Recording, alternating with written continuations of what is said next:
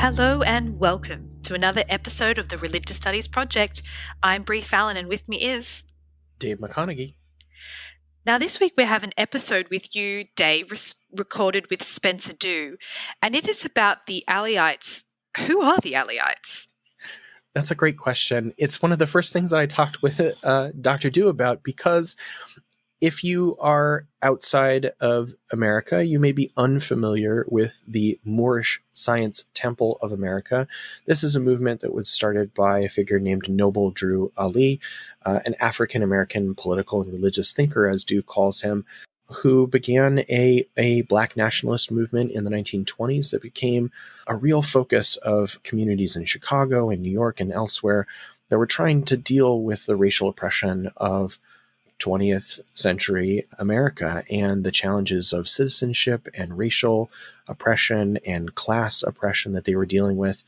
And Aliism, or Aliites as Dew calls them, were a way for them to really negotiate the complex challenges that they were facing in this era. So let's take a listen.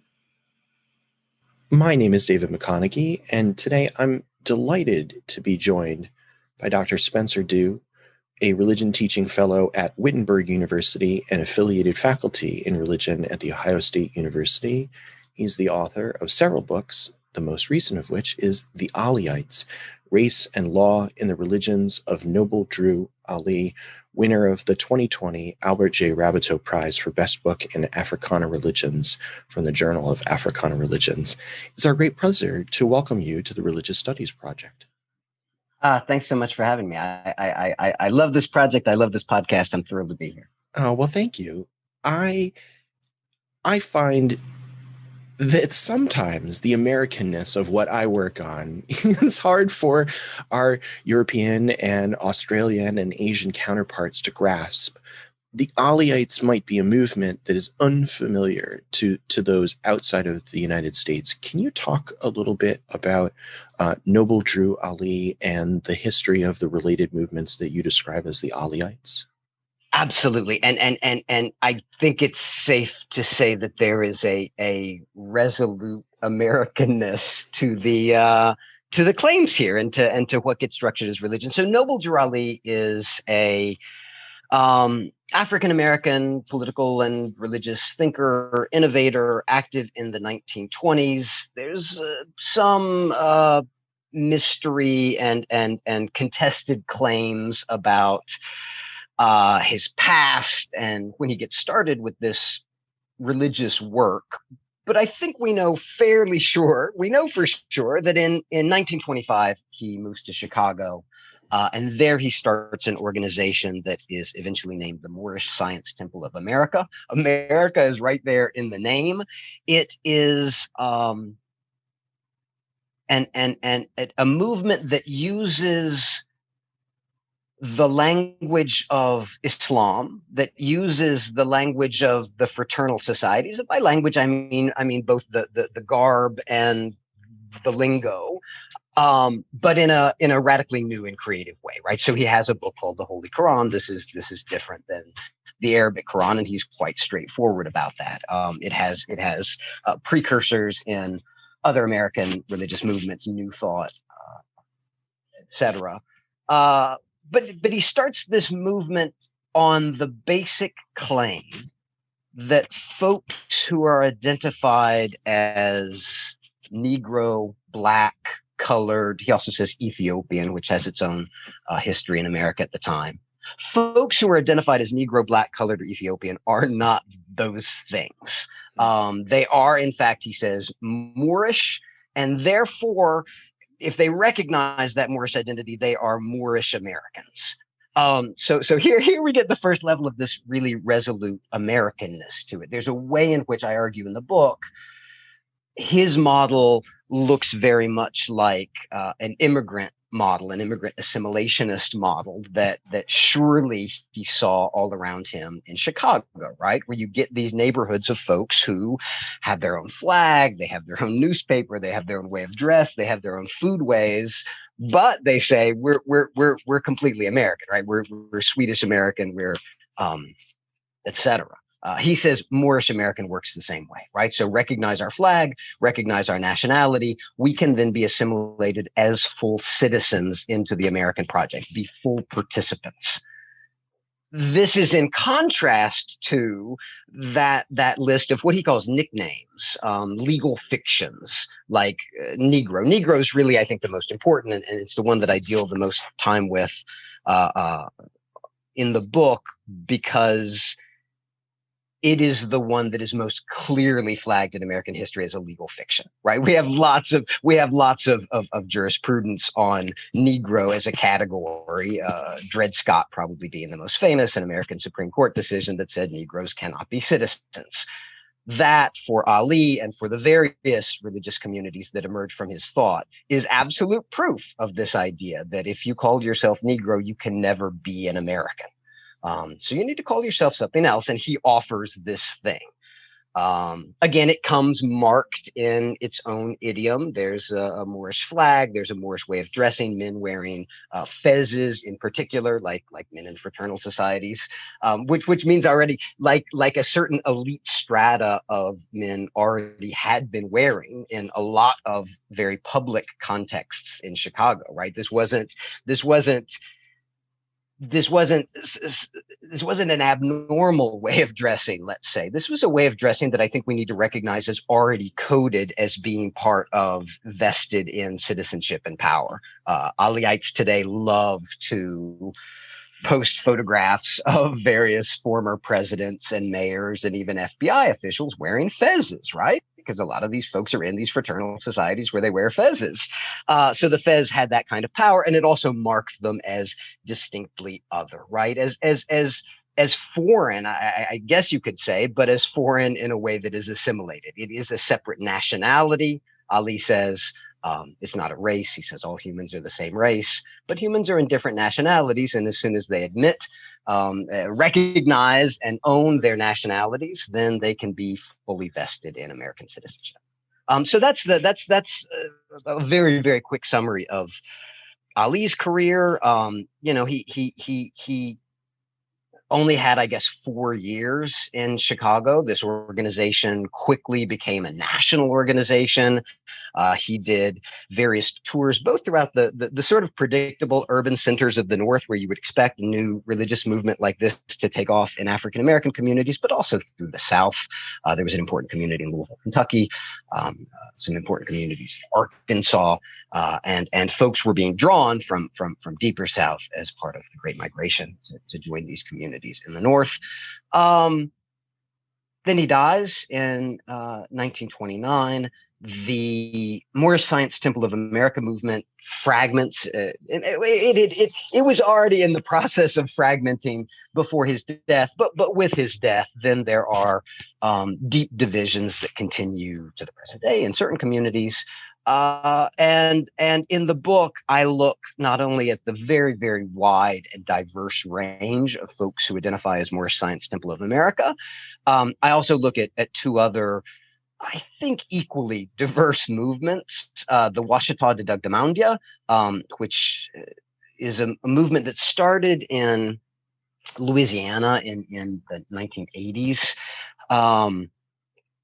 predicated on the claim that the folks who are Washita they're not Black, and most importantly that they are the direct descendants of the original settlers of the New World, the mound builders. The Dugdamandia is literally who they are, right? We are the ones who built the mounds. Poverty Point in Pioneer, Louisiana, being the most symbolically important. But again, this is now a diverse nationwide group. They do certain rituals at mounds. They talk about mounds as important to their claim as being indigenous folks. And then the third group is the Nuwabi and Yamasi, earlier known as the Ansaru Allah community. Michael Muhammad Knight just has this fantastic book on the history of this movement, just released, that y'all should read and do a podcast on. I think I focus mainly on the Tamaray period in Georgia, which is what Michael Muhammad Knight calls the post-Islamic period. He's got his own meaning behind that term. But that is the period where this discourse, this Alliite discourse about citizenship to me seems most important. And again, Ali is presented throughout the history of that movement as an important forebearer or harbinger. I think what's striking to me is the number of different kind of layers of the arguments that we hear. So I know that Noble Drew Ali's one of his main messages that's picked up and echoed throughout your work is unpacking the meaning of a phrase like citizenship is salvation, because it's predicated on very particular understandings of what citizenship means, of the racial configuration of citizenship, of the nationalizing of citizenship, which is a very fascinating counterpoint to me, but also that it entails legal obligations, it entails religious obligations, and all of these things are layered into something that I think for a lot of religious communities is entirely a secondary construct. That citizenship for them is, if not invisible, at least a second order category. And to be confronted with the Alliites placing citizenship as the center point of their understanding of what it means to be American, what it means to be Moorish, what it means to be to understand the sovereignty of their own person and their configuration. I'm just continually amazed at the layers that are there. When you first came to the project, did you expect that something that seems as straightforward as citizenship is salvation? Did you expect all those layers to follow along behind it? Oh, gee, no. I mean, look, the story of how I first came to this project is that the week that I got my PhD, I started what became 6 summers worth of adjunct teaching for one of the Chicago Police Department BA programs, right? So working cops, and in like 2 cases, firefighters. Working cops could, at the end of their shift, come to the police academy and do night classes to work for a BA, which at the time I think was required for certain promotion within the department. And then there was a graduate MBA program, which is useful if you wanted to do something after being a cop. Which was always foremost, I think, in the students' minds. So long story short, I was introduced to the Moorish Science Temple of America community through my students that first summer teaching Chicago cops, and I was introduced to them very much in the model of bad religion, criminalized religion. Right. These are problematic folk who make false claims about their rights. Right. They speak legalese in order to accomplish certain selfish arguments. Let's say that sounds a little bit cynical. I should also say police always encounter sort of right. Police don't spend a lot of time encountering religious communities that are invested in good citizenship, let's say. Yeah. Right. So they were constructing their narrative off of their own policing experiences, which are, whatever they are. I think they also had some very specific biases. And I think very importantly, I can give a shout out to another book I've been thinking about lately, Garrett Felber's Those Who Know Don't Say, from UNC Press, which is, I don't know when this will be aired, but UNC Press just made it free online because Professor Felber was just fired from Ole Miss for his political commitments. Anyway, that book is a fantastic book. And one of the things that book does best is it shows that folks who are police and prison officials, as well as policymakers, are getting their ideas about religion and whether it's good and bad from specific sources. One of the sources he focuses on is the Southern Poverty Law Center. That's one of the sources I focus on in my book as well. And it's when I was teaching Chicago police, my students would often come up and give me dog-eared copies of the Southern Poverty Law Center Intelligence Report, their glossy magazine, which laid out, these religious movements are bad. These religious movements are criminals.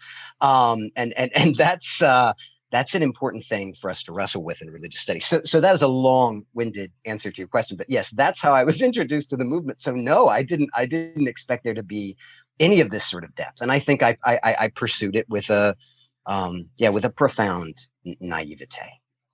I'm struck though that all of the things that I will remember from your book, the kind of the work that goes in to what you call knowledge practices, right? The work that goes into sustaining the arguments about citizenship as salvation. I can see how those moves would have been affronting the police officers in Chicago, right? That Sure, to have encountered an Alliite community member there who was claiming that they were an American citizen and therefore, according to certain treaties that they were citing, that they were entitled to certain rights. Like, can you imagine, a beat cop trying to, deal with the situation and suddenly being put on the spot as a representative of the state, a representative of the legal institute that, I am just, it's so profoundly creative, but also it's so disruptive, right? In that creative way. Yeah, I found this fascinating from the get-go too, right? Because the students would also tell stories that hit on precisely that valence, right? I mean, they were pretty sure that these folks were wrong and whatever other sort of derogatory term you want to throw at them. But these are folks who behave as experts in the law, right? Who, as you say, have in fact spent years becoming experts in the law. Now, judges and police could parse out whether that law maps onto the American legal. That's a divide that I use here in the book. But yeah, a great deal of energy and attention and really remarkable skill has gone into this. Maybe I should circle back to there was an earlier question before the question about how I got into this. Maybe it was less a question and more just a comment from you about citizenship is usually a second order category, right? That this is not something you say that religions, that religious movements obsess over. I think it's important, and this maybe goes back also to speaking to European and Australian and South American the global audience for this podcast. This is a religious movement that emerges from a conflation of some very specific American trends. One is anti-Black racism, right? This is a movement that is trying to deal with the deep and ongoing history of anti-Black racism, the objectification, the dehumanization of Black-skinned folk. But it's also a movement, and this is where it gets its fire, if you will. It's also a movement that, in responding to the situation of anti-Black racism in America, in responding to a history in which the American legal and political system has been unequal and unjust, it insists upon certain founding ideals of the American experiment. So it's not just dealing with the negative. It's dealing with two negatives. It's dealing with the anti-Black situation, and it's dealing with the fact that, as Ali and Aliite thinkers up until now insist, America isn't fulfilling its promise. America isn't being America. Now, maybe that sounds sort of loose and ethereal, but it's mapped by Aliite thinkers onto some very specific things. The legal system, for instance, does not reflect the law. right? So Alliites talk about the law in terms of natural law, in terms of divine law, in terms of God, God's self, like Allah is all law. That law is not the law that is handled by the legal system, right? But Alliite thinkers say that law is also natural to us, inherent in us, right? So there's a metaphysics of law that say, even though the judge who runs this corrupt and unjust legal system, who's just sending black and brown people to prison and doesn't know the law, something inside his heart, inside his body, actually is primed to know the law, and therefore there's a convertibility. That's not necessarily an Alliite term, but there's a way in which knowledge of the true law can reach folk. So that puts why is citizenship not a second order category? Well, for a slew of reasons having to do with these two problematics. That America is not a place of equality and freedom, and that Black folk are particularly stigmatized and stripped of even legal standing. So there's a respectability politics to it, right? The Alliite movement is also about, being good citizenship, performing good citizenship in certain ways. There's a critique of the current political system. There's a real belief in stuff like popular sovereignty and in the idea that you can go to the courthouse and get justice. And there's and I struggle with this a little because there's something, I think, a little politically retrograde about this. There's also a very American, maybe very neoliberal sense of assigning responsibility back to the individual. So Noble Drew Ali said, we're responsible for slavery, right? Those who were enslaved were responsible for slavery because they forgot who they were. That's a hell of a claim. I think Usually that's a claim challenging, right? That's a claim that maybe was. I mean, we've also got to remember that Noble Drew Ali was not just speaking to potentially Moorish audiences or to Moorish audiences. He was also trying to speak to white audiences and audiences that represented real political power in Chicago, where he was, jockeying for political power himself. So I wonder if some of these formulations were designed to appease racist folk outside the community, but it also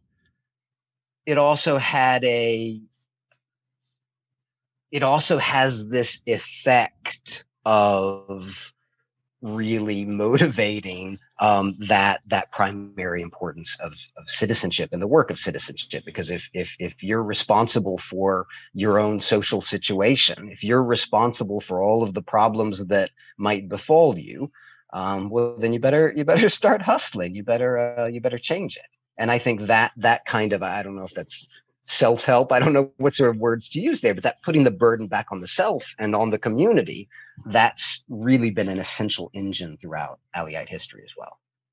It strikes me, and maybe this is just my reading, as hugely individualistic, that it says to each of us, there is work because of the affiliations, the relations that you have, but you have to do that work, right? We can't necessarily do that work for you. We can tell you the frame of the work. We can tell you the structure of the work. We can tell you who that work must be directed at. But at the end, only you can stand up and do that work. That's really interesting, because I'm tempted to say tension, but I think the harder truth is that there's not a tension between that radical individual responsibility and a sense of communal commitment. Yeah. Maybe it is a tension, because I guess I could frame it another way, again, for our non-American audience, but let's say for our American audience as well. This is a real paradox and problem in American history.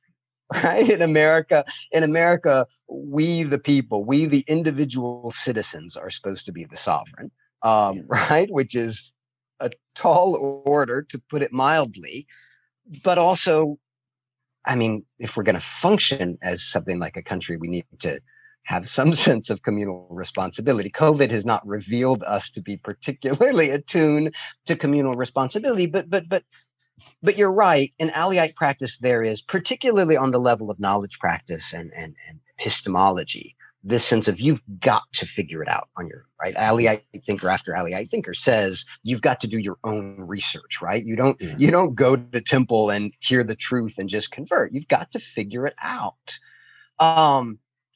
And so that's radically individual. But also, if you're not looking out for the community and don't have a sense of responsibility for the community, and I think plenty of folks would say both for the community and for the nation. I mean, both for the Moorish nation and the nation state of the United States.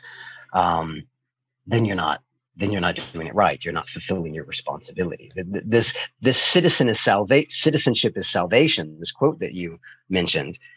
It's also a responsibility, right? That you have to do this work called citizenship, which is, voting. There's plenty of Alliite thinkers that say you have to vote. You have a responsibility to vote. We have to bring about this transformation so that the United States of America becomes what it was or what it could be.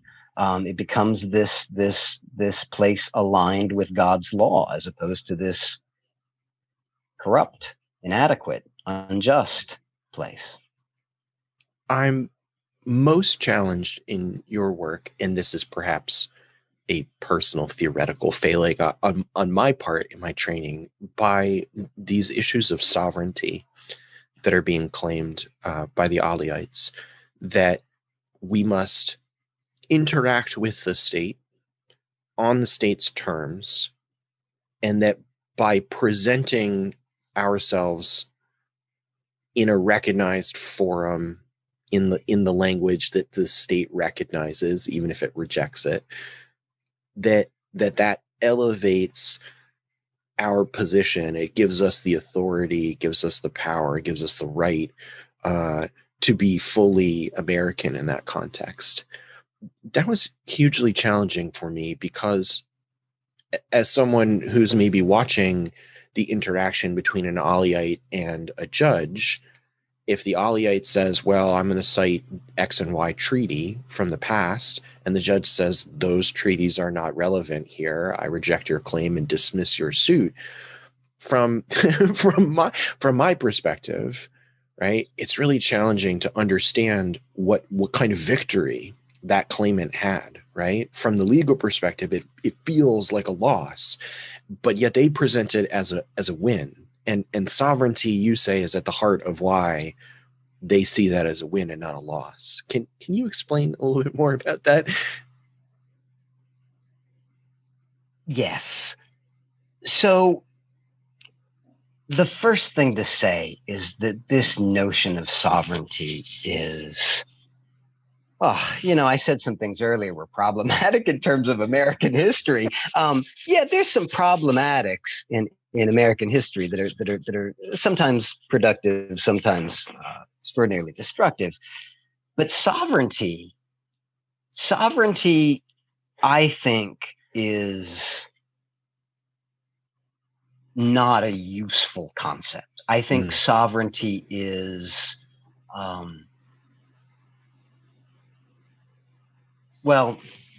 let's frame it in American terms, right? So in America, we have this notion of popular sovereignty, right? The sovereignty of we the people, the sovereignty of the citizen. There are times that this is certainly inspirational and seems promising. I think the notion of sovereignty itself becomes a kind of trap. It's how do we achieve what it in fact promises? So we don't need to get into Schmidt and Agamben to recognize that sovereignty is this model of a kind of absolute power derived from certain theological teachings. Sure, I guess it's manifest by despots and tyrants and monarchs and dictators. Whether that's a useful term to talk about Supreme Court decisions or elected representatives, let alone we the people, it seems again, I'm using kind of cheap language here, but it seems problematic. So let's get into the specific examples you cite. What does it mean for an Alliite to go in front of a judge in a courtroom, make an argument, cite legal precedent, and not win? Right? I mean, I'm really, really interested in. It's important for us as scholars of religion. It's important for us as people who think about humans to realize that the sort of exchanges that happen on the street and in the courthouse, that there's more to them, that, right? They're not a football game. It's not just, I mean, a football game isn't like this either. It's not just win or lose, right? So the charge can be dismissed. You can be sent to prison, but you can still feel that you've accomplished something. Now, one language that's popularly used to talk about what here is accomplished is a sense of sovereignty, that one has stood one square and exercised one's sovereignty. That experiential sovereignty is obviously very different than the sort of absolute power that someone like a dictator might have. I guess that's where I want to locate a real exploration of the problematics of sovereignty. This is something I'm trying to work on at present at the AAR that happened fairly recently. I talked about COVID public policy mandate protesters, right? Folks who are rallying against the quote unquote tyranny of having to wear masks. And again, it's the same problematic at play, right? These are folks who, I think, fellow citizens who, like us, believe that the citizen is supposed to be sovereign. We, the people, are supposed to make decisions around here. And in certain spectacular instances, whether that's public protest or whether that's acts of refusal, right? Walk into the Piggly Wiggly without your mask, or whether that's acts of epistemological or hermeneutic work, right? Figure out the latest Q drop. One can experience this sense of sovereignty.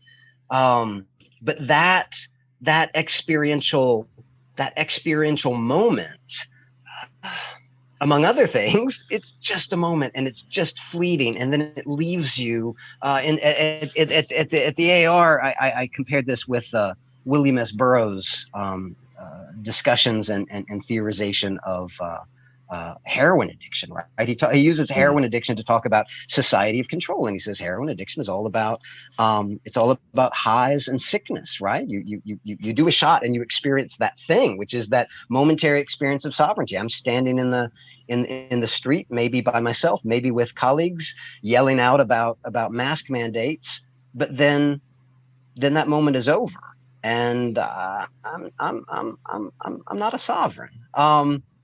Maybe the other way to say this as a scholar of religion is that this notion of sovereignty then also becomes one of these engines that really drives religious practice and religious thought. It's something we want. It's something I think we desperately need. And again, I'm speaking in an American context where it's been really enshrined and canonized and taught on, but I suspect there's analogs elsewhere as well. I wonder, as we wrap up, about some of the ways in which we have an opportunity in the future to think about the lenses that were not used in the book, or maybe some of the language choices that were not used. So you focus on sovereignty, and while you were speaking about it, I wondered why autonomy was not a more central kind of language to talk about it. Similarly, your work on identity and the racial national components of how they see citizenship, I wondered whether the politics of respectability meant that class was a much bigger issue in these communities, and that the right to defend oneself pro se in the legal system wasn't in some senses a rejection of the kind of class elements of participating in the legal system. So if you were to tell the audience and tell tell your future self, perhaps, what would be the next set of lenses that you would want to apply to this? That would help you move the discussion of the way in which these categories are really foundational. What comes next? Wow, that's a really interesting question. I mean, obviously, sovereignty is here a native category, right? So Yeah. one reason that there's so much attention to sovereignty is that this is the term that's used.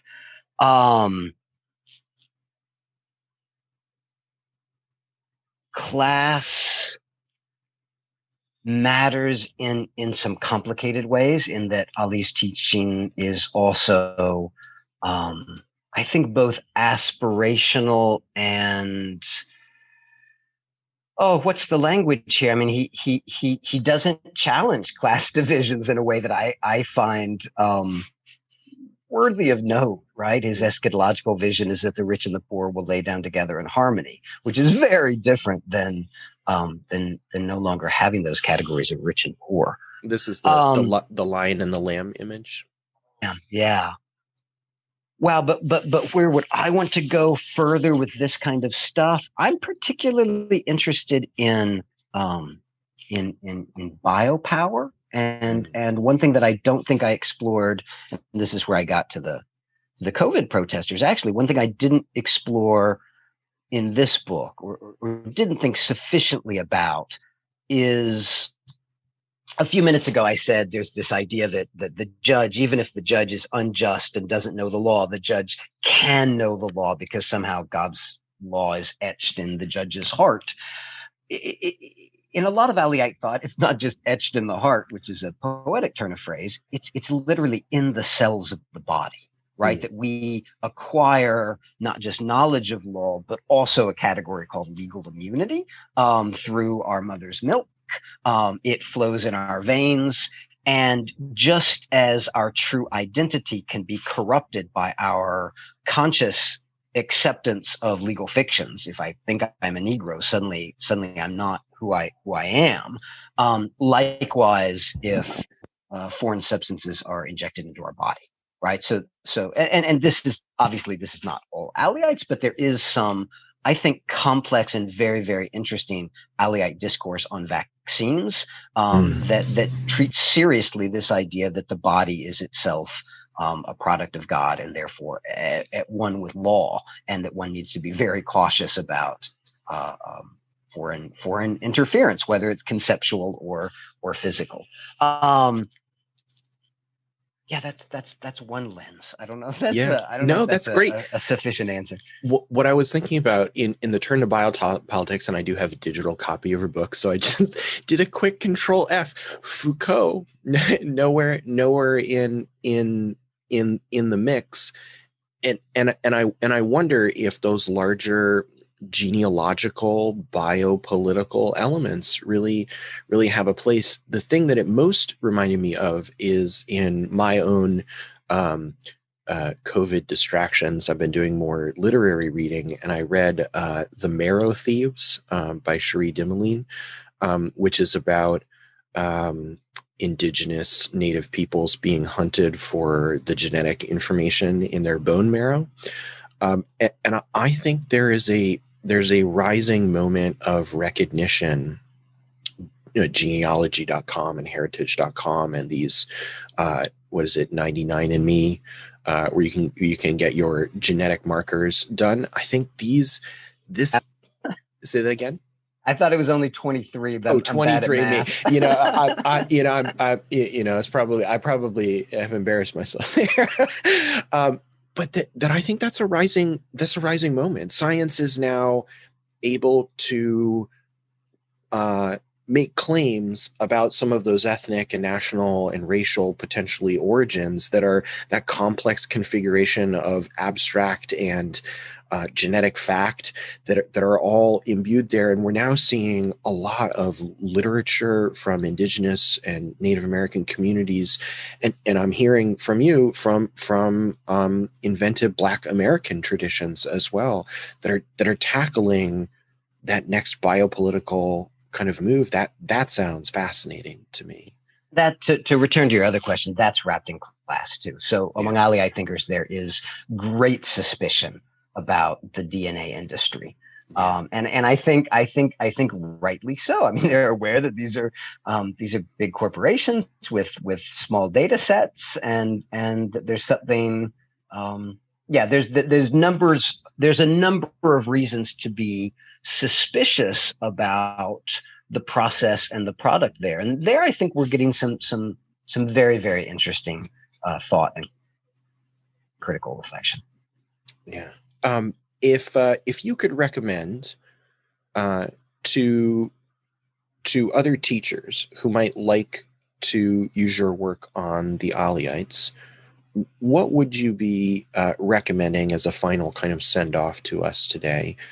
Which part do you think is the most accessible for perhaps the advanced undergraduate class to use?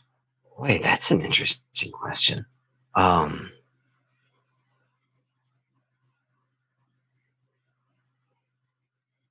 would like to think that the chapters stand alone nicely. I mean, I think the chapter 1 sort of sets out some basics, but as long as you're asking me, I mean, to me, I think the piece that I would be most interested in teaching to undergrads, if I hadn't written it, because that makes it sort of awkward, would be the introduction, right? Which is I'm sorry, the preface, which is very brief, but offers a real glimpse of the Ouachita community, a Ouachita community, in just sort of standard exchange, right? It's not fancy theorizing. It's just folks talking through their religious frame, their social frame. I think that's the sort of stuff that I, as I plan for a semester that's about to start far too soon, that's the sort of stuff I'm most interested in really getting students to pay attention to and analyze. Maybe analyze sounds a little too clinical, but I want them to pay attention to human moments, recognize the human stakes.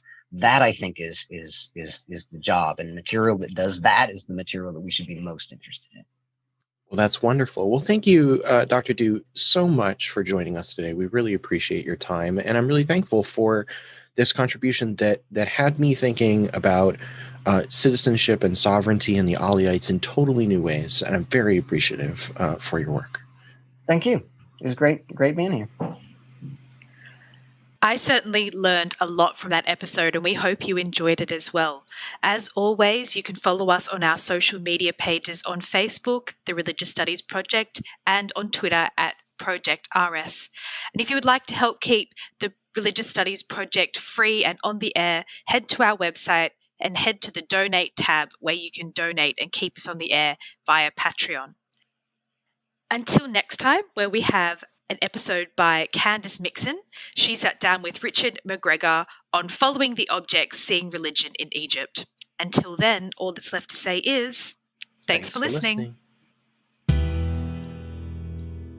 The RSP is sponsored by the BASR, NAASR and the IAHR, and is produced by the Religious Studies Project Association, a Scottish charitable incorporated organisation. Find out more at religiousstudiesproject.com. Brought to you by editors Brianne Fallon and David McConeghy, and founding editors Chris Cotter, that's me, and David Robertson, that's the other guy.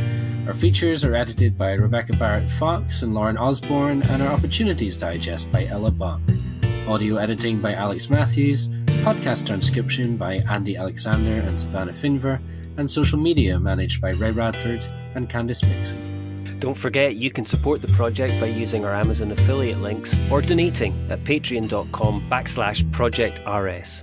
And you can find us on Facebook, Twitter, YouTube, iTunes, and other portals. Thanks for listening.